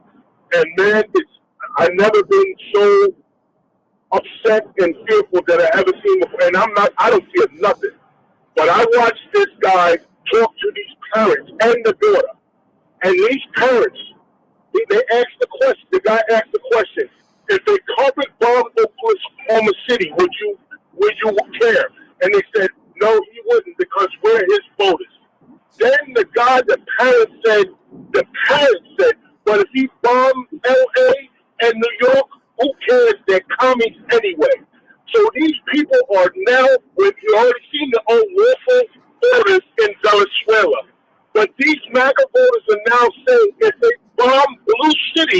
they wouldn't care if those people died. So, and it was I believe them, by the way. I believe them when they say that. They're so stupid and they're so vile, these people. I actually believe them. I believe if you asked a lot of these Trump supporters, would you be okay if we gave the electric chair to every transgender in this country or every brown person in this country? A percentage of Trump supporters would probably be okay with that. They are vile, despicable people. There is no excusing it. That's who these people are. I've said this before and I'll say it again. If Donald Trump was seen molesting a child on video, I believe at least half of his base would still support him. I really mean that. I'm not gaslighting here. I really mean that. Brian, is bigger than this, though. It's no longer racism. It's now communism. Like back in the days when it was a communist, everybody was worried about communists. Donald Trump calls you a communist. He could actually have you killed because we already seen it in the books in Venezuela. So what's next? American citizens. That's what I'm trying to say. Yeah. I digress. I agree, Jason. I appreciate it. Great phone call as always, my friend. I appreciate you, and I love your passion. 702-221-7283 is the number to call. Let's go to Tyrone. Tyrone is next on PTL. Hi, Tyrone. Hey, Brian. How you doing? Long time no hear. Enjoy your show. I used to call a little bit more frequently. Thank you. Thank you, Tyrone. You're welcome. I heard Herb talking about D.C. I work in D.C. Yeah. And his whole thing about how many lives have been saved, they're not reporting the true news. They're not coming across the river. They're over there in the areas around the monuments. 21, since he's deployed the National Guard, 21 people have been murdered in the district. Mm-hmm. But they don't talk about that. So, because those people in Trump's eyes don't count because they're not white men, white women. A lot of them are African Americans in Southeast and Northwest D.C. Yeah. So Herb needs to get his facts straight, right? Mm-hmm. And then the feasibility of having the National Guard posted in cities, just standing around. And I see them on my way to work. A lot of them on the metro, they just standing around talking. But the premise, Tyrone, do you agree with me on my premise, which is if you're on a highway and you see people, a bunch of people going 20, 30 miles over the speed limit and they see a cop, they're all going to go on their brakes and they're going to drive the speed limit for a mile or so. And then after they're a mile or so down the road, they're going to start speeding again. It's the same thing with deploying these troops. Even if crime is down in certain areas, and by the way, I don't think it's drastically down. Most of the arrests that they're being made in D.C. and in Chicago are misdemeanors, not violent crime. But even with that being said, let's just say for argument's sake, crime is way down. It's going to go back up when the troops leave. Right. The crime will go back up when the troops leave. And can I say something about Hegseth and this war crime? Yes. The fact that you have a Secretary of Defense, I'm just going to say this, the Secretary of Defense, the next Democratic president we get, if they do not hand him over to the international court for trial, it will be I'll be completely disappointed in that president. He needs to be prosecuted. And if Trump gives him a pardon, the United States should hand him over to the international court so he can go to the Hague to be prosecuted. Yeah. Yeah, I'm with you, my friend, 150%. And stay safe out there in D.C. I was out there in D.C. a couple times last month. Actually, I was out there for a live Tim Pool event with Byron Gaines. And I also went out there to West Virginia, which isn't too far from downtown D.C., and did Tim Pool's show out there. And, I'd never been to D.C. before, and I think it's beautiful and so many wonderful places to visit, great food, great. I love DC. I thought it was great. And it really pains me to see these troops out there. And, there's homeless problems there. There's homeless problems all over the country. And it really sickens me to see what he is doing to these cities like DC. Yep. Thank you for the call, my friend. I appreciate you. Thanks. Thank you. 702-221-SAVE is the number to call. And again, the number if you want to be a part of the conversation, 702-221-7283. Let's go to Shelley. Shelley is next on PTL. Hi, Shelley. Hey, Brian.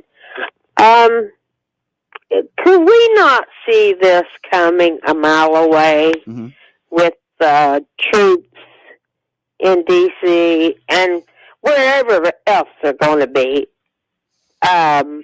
They're going to have a target on their back. Yeah.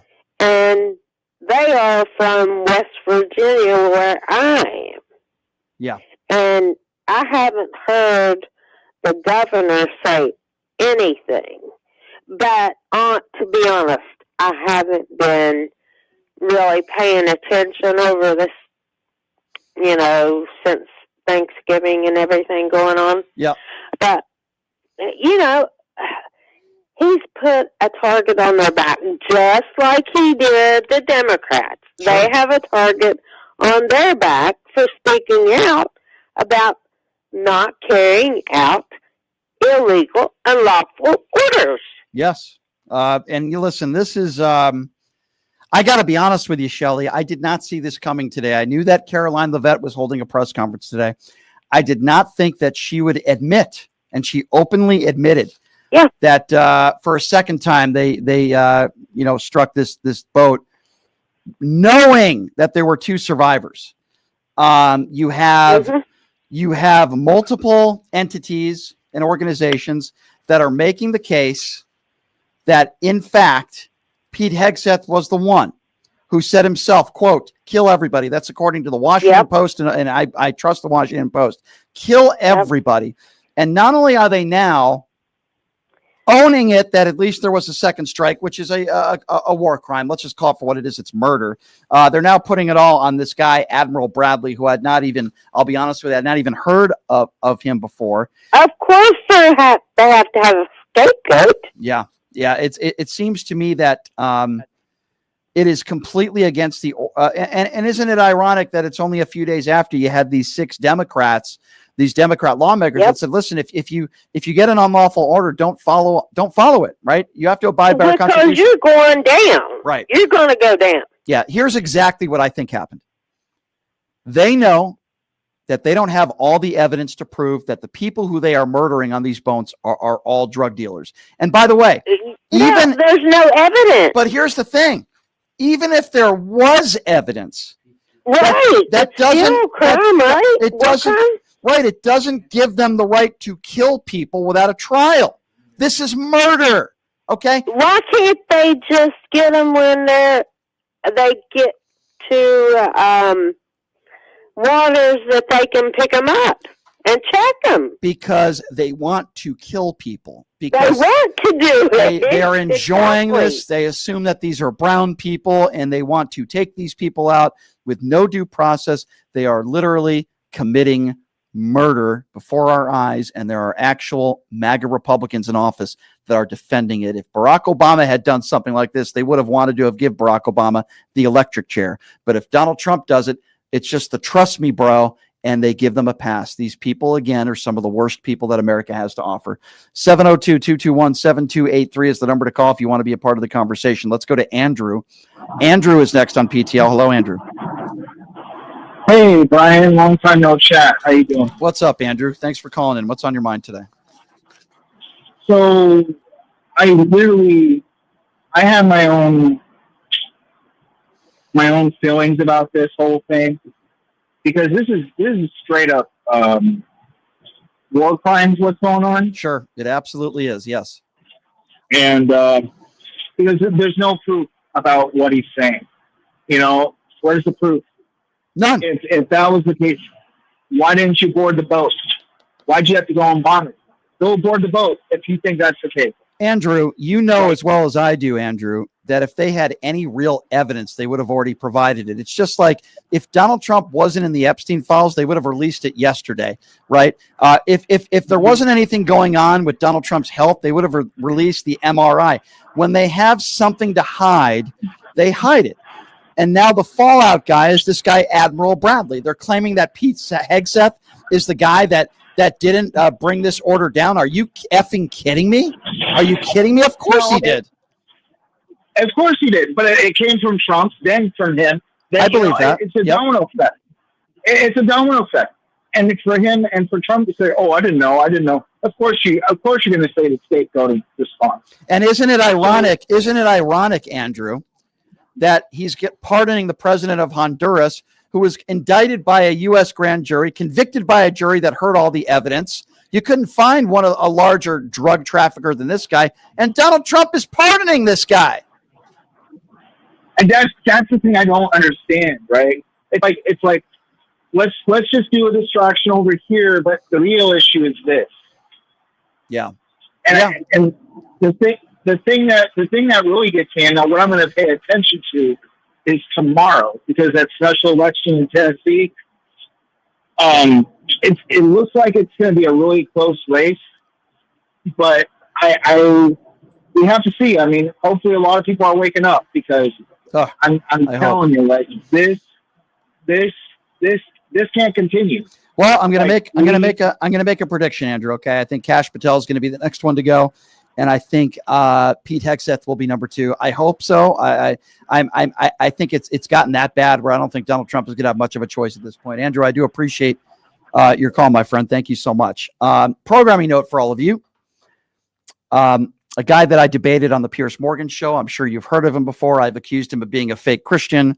I certainly went after him on the Piers Morgan show. He's the guy that smokes his cigarettes and wears a cross around his neck, who had a freak out on social media last week, attacking a woman for debating him and talking about his wife. Andrew Wilson is going to be joining us on the show for a 2-hour debate. Now, they've asked for a moderator. Maybe the master debater didn't want to do it on his own, so he wanted to do 2-on-1, which is fine. I'm a big boy. I can handle it.